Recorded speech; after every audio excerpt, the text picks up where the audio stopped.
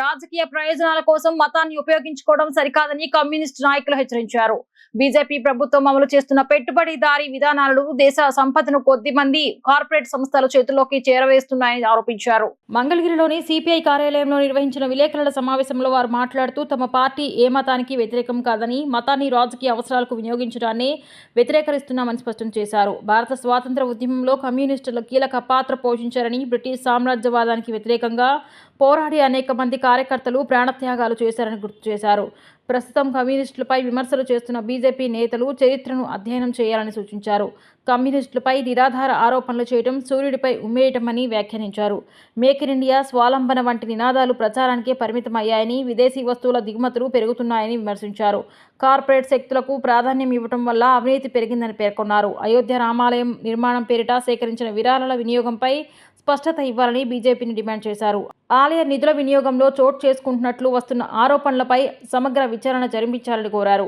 హిందూ మతం పేరుతో ప్రజలను రెచ్చగొట్టే విధానాలను, పేదలను ఇబ్బందులకు గురిచేసే ఆర్థిక విధానాలను తాము ఎట్టి పరిస్థితుల్లోనూ సహించబోమని కమ్యూనిస్టు నాయకులు స్పష్టం చేశారు. ప్రజా సమస్యల పరిష్కారం కోసం తమ పోరాటం నిరంతరం కొనసాగుతుందని తెలిపారు. కమ్యూనిస్టులను నికృష్టులుగా అభివర్ణిస్తూ బీజేపీ నాయకులు చేసిన వ్యాఖ్యలను కమ్యూనిస్టు నాయకులు తీవ్రంగా ఖండించారు. ఇటువంటి వ్యాఖ్యలను వెంటనే ఉపసంహరించుకోవాలని వారు డిమాండ్ చేశారు. కమ్యూనిస్టు ఉద్యమాలపై ఆధారరహిత ఆరోపణలు చేయడం తగదని, ప్రజలను తప్పుదోవ పట్టించే ప్రయత్నాలు సహించబోమని హెచ్చరించారు. మతం పేరుతో దళిత క్రైస్తవులను అన్యాయం చేసింది బీజేపీ ప్రభుత్వమేనని ఆరోపించారు. దళిత క్రైస్తవులకు ఎస్సీ రిజర్వేషన్లు కల్పించాలని కమ్యూనిస్టు పార్టీలు ఎప్పటి నుంచో పోరాడుతున్నాయని తెలిపారు. అలాగే బీజేపీ ప్రభుత్వం విదేశీ విధానాలు అమలు చేస్తూ దేశంలోని లౌకిక ప్రజాస్వామ్య విలువలను దెబ్బతీస్తోందని విమర్శించారు. రాజకీయ ప్రయోజనాల కోసం మతాన్ని ఉపయోగించడం సమంజసం కాదని పేర్కొన్నారు. పరకాల ప్రభాకరే ఒక పెద్ద స్టేట్మెంట్ ఇచ్చినటువంటి పరిస్థితి. మరి ఆ బత్తాలకి తెలియదేమో, ఏమాత్రం కూడా ఆర్థిక విధానాలపైన అవగాహన లేదు. నరేంద్ర మోడీ అధికారంలోకి వచ్చే ముందు 2018లో మన దేశం అవినీతిలో 82% ఉంటే, నరేంద్ర మోడీ వచ్చిన ఈ 10 సంవత్సరాల్లో 95% పెరిగిందంటే మరి ఈ బత్తాయిల పాలన ప్రజలకి మేలు చేసేదా కీడు చేసేదా అని ప్రజలందరూ కూడా గమనించాల్సిన అంశం ఉంది.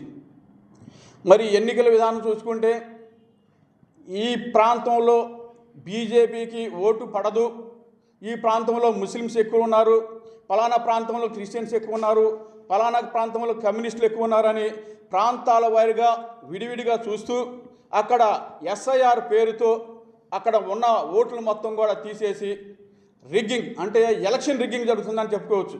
అంటే ఓట్ల రిగ్గింగ్, ఎలక్షన్ రిగ్గింగ్. మరి ఓటింగ్ చేసేటప్పుడు తీసినటువంటి వీడియోలు కూడా మరి మంగళగిరి బీజేపీ కార్యాలయంలో దర్శనపు శ్రీనివాస్ అని జిల్లా బీజేపీ అధికార ప్రతినిధి కమ్యూనిస్ట్ పార్టీల మీద తీవ్రమైనటువంటి విమర్శలు చేశారు. ఆ విమర్శల్ని మేము ఖండిస్తున్నాం.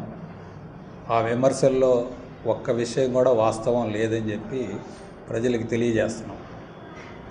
ఆయన పేర్కొన్నటువంటి విమర్శలు ఎస్సీలకి సంబంధించినటువంటి దళిత క్రిస్టియన్లు ఎస్సీలుగా పరిగణించకూడదనేటువంటి సుప్రీంకోర్టు తీర్పుని మేము వ్యతిరేకించాం కమ్యూనిస్టులు.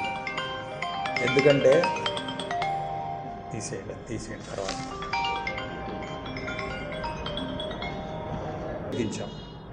ఎందుకు వ్యతిరేకించామంటే ఎస్సీలుగా ఉన్నటువంటి వాళ్ళు మతం పేరుతో మతం మారితే వాళ్ళ యొక్క కులం మారాల్సిన అవసరం. బీజేపీ నాయకులు డి శ్రీనివాస గారు కమ్యూనిస్టుల మీద వచ్చే అబద్ధాలతో దాడులు చేయడం అనేది సరైనది కాదు.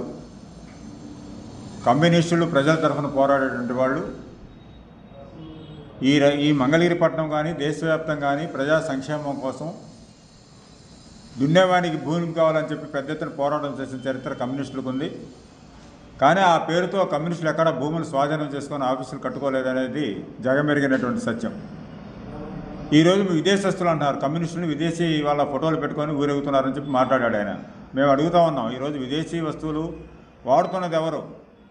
ఈరోజు మీ ప్రధానమంత్రి నరేంద్ర మోడీ గారు వాడుతున్నటువంటి చెప్పుల దగ్గర నుంచి, కళ్ళజోడు దగ్గర నుంచి, బట్టల దగ్గర నుంచి మొత్తం కూడా విదేశీ వస్తువులు వాడుతున్నది ఎవరో నరేంద్ర మోడీ. అందుకని విదేశీ వస్తువులు వాడటం తప్పని మేము అంటలేదు, కానీ విదేశీ వస్తువులు విదేశీ ప్రజలని చెప్పి మాట్లాడడం సరైనది కాదు చెప్తున్నాం. అదేవిధంగా ఈ రోజున భారతీయ జనతా పార్టీ